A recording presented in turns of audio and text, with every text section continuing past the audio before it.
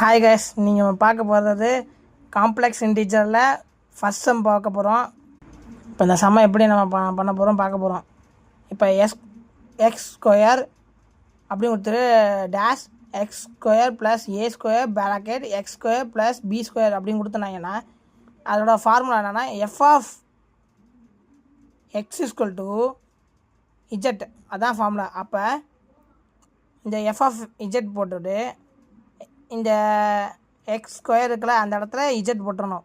எங்கெல்லாம் எக்ஸ் இருக்கோ அங்கெல்லாம் இஜெட் போட்டுட்டு முடிஞ்சிச்சு அதோட இந்த சம். அப்போது இந்த இதை எடுக்கணும், இதை தனியாக நம்ம எடுத்து பண்ணுறோம். Z square plus a square equal to 0. அப்போ இந்த ஏ வந்து இங்கிட்ட வந்துச்சுன்னா ஏ மைனஸ் ஸ்கொயர் ஆகுது. ஏ மைனஸ் ஸ்கொயர்னா மைனஸ் ஐஏ ஸ்கொயர் ஆகுது. அப்போது அது வந்து ப்ளஸ் ஐஏ ஆகுது. அதே மாதிரி தான் பிக்கு பண்ணுறோம். Z square plus b square equal to 0. அப்போ z square equal to minus b square. இப்போ z square equal to i square by a square. இப்போ z square equal to i b square. இது formula. RX equal to LM z minus a bracket f of Z.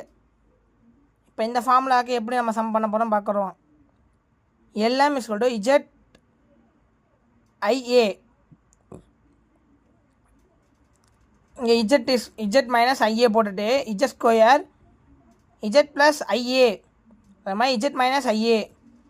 அதாவது இங்கே ரெண்டு கொடுத்துருக்காங்களா ஏபின்னு. இப்போ நம்ம ஏல ப்ளஸ்ஸு மைனஸு ரெண்டு தான் எடுக்கிறோம், ரெண்டு தான் இதை பிரிக்கிறோம். அப்போ z square plus b square.